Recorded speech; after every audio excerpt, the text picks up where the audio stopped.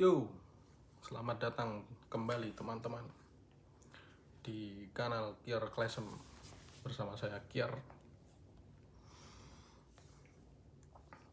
Setelah kemarin kita sedikit mengulik tentang asal-usul kanal, bagaimana saya pertama kali mengunggah video di YouTube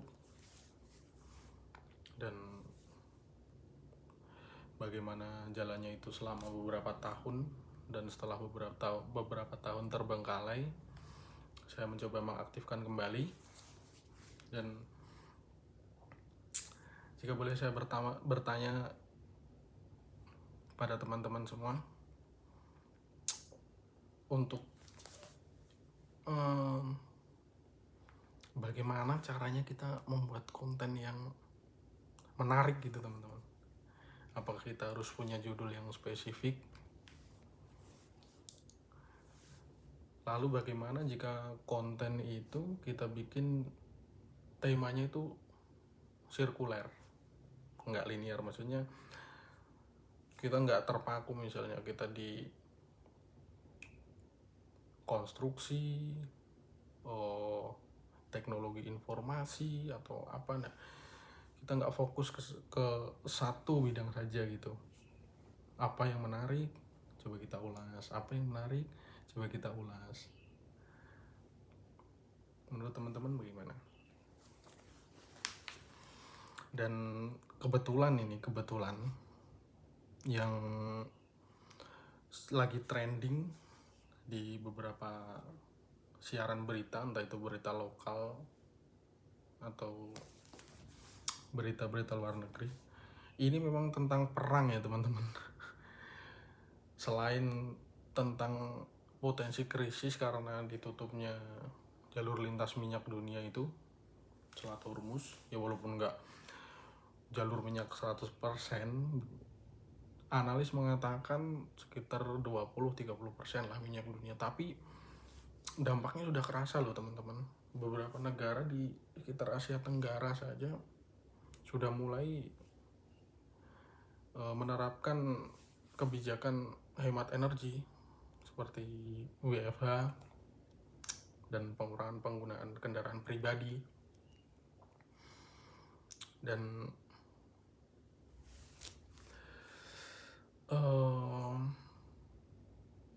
baru saja saya juga dapat berita dari siaran TV lokal tuh tentang gugurnya salah satu personel pasukan perdamaian PBB dari Indonesia ya. Ini bukan pasukan BOP ya teman-teman, bukan pasukan preman BOP bentukan si Donald Bebek ya, bukan. Ini bukan. Ini pasukan perdamaian yang sejak dulu tuh memang Indonesia sudah berkomitmen untuk mengirim semacam pasukan penjagaan perbatasan gitu. Nah, ini kebetulan pasukan perdamaian itu yang ditugaskan di Lebanon. Kalian tahu kan, Israel sedang menyerbu Lebanon karena pasukan proksi Iran yang ada di Lebanon, yaitu Hizbullah atau apa itu kan. Itu kan ikut serta dalam perang ini teman-teman. Perang yang awalnya diluncurkan oleh Amerika Israel, mereka duluan menyerang Iran membalas, dan kemudian proksi mereka jadi semacam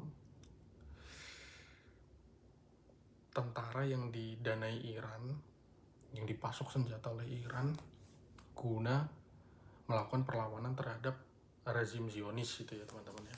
Ada di Yaman, ada di termasuk yang pasukan di Gaza tuh, pasukan dari Palestina yang mewakili rakyat Palestina di Gaza itu juga sebagian besar didanai Iran. Nah, karena Israel ini kan sejak dulu ya terhitung dari gencatan senjata lah 2023 tuh terhadap warga Palestina tuh, mereka tetap melanggar itu dan terus melancarkan serangan yang membabi buta. Nah, dampaknya dampaknya karena perlawanan membabi buta Israel terhadap Hizb di Lebanon. Nah, salah satu markas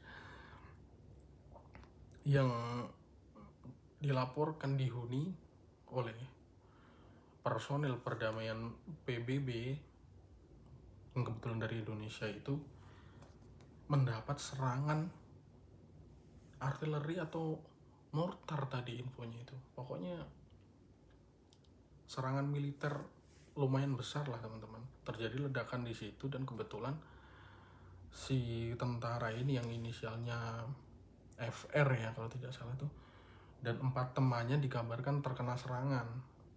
Nah, saudari kita FR ini gugur di tempat dan 3 temannya dilaporkan luka parah.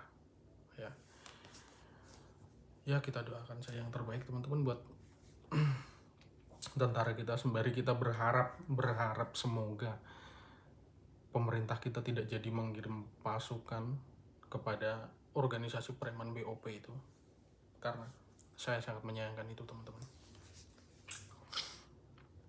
Ya, terlepas dari potensi atau imbas yang bagaimana nanti setelah perang, ya kita patut waspada ya teman-teman. Maksudnya terlebih pemerintah kita juga seperti ini. Ya kita tidak semata menyalahkan pemerintah ya teman-teman, cuman ya kalian bisa lihat sendirilah sebagai analis rakyat jelata yang menjadi analis, sekedar ngobrol di pertigaan, di tempat ngopi gitu kan, bagaimana kebijakan-kebijakan pemerintah kita. Ya semoga kedepannya pemerintah kita punya solusi yang bagus untuk ya setidaknya meringankan potensi-potensi buruk akibat perang ini teman-teman. Karena ini sudah berlarut-larut, bener berlarut-larut perang ini, sudah masuk 1 bulan lebih teman-teman, 4 minggu loh. Dan kabarnya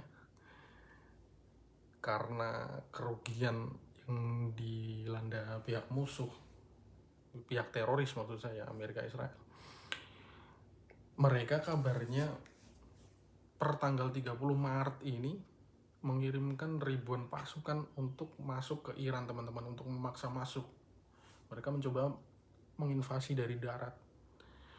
Dan dari pihak Iran, setelah saya baca di beberapa berita, itu kabarnya juga sudah mempersiapkan, bahkan sudah menunggu.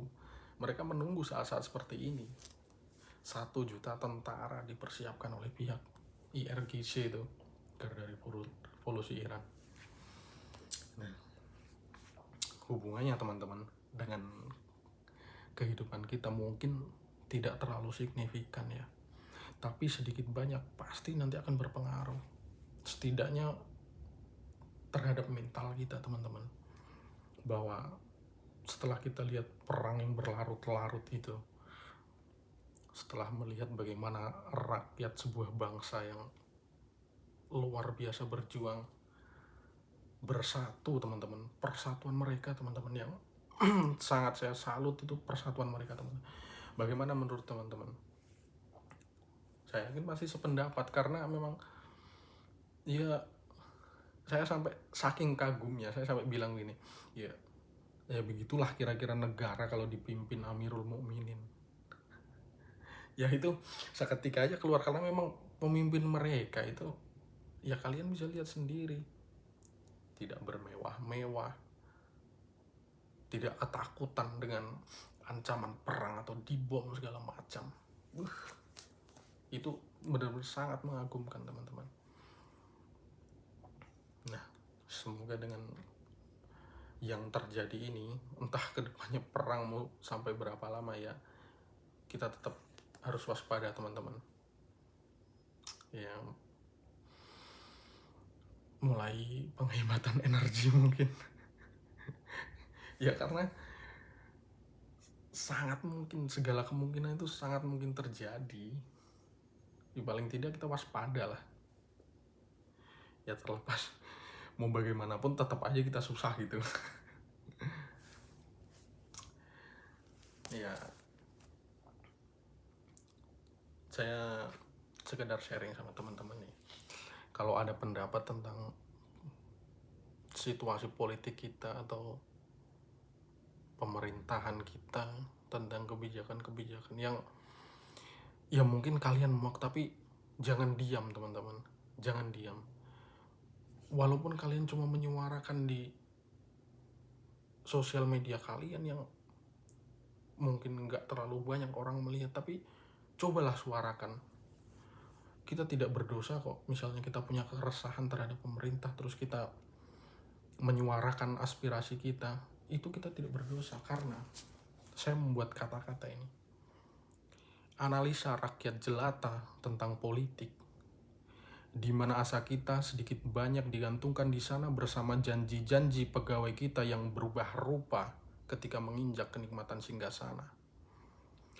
Teman-teman sesama rakyat, jangan takut suarakan keresahan. Semua demi Indonesia tercinta.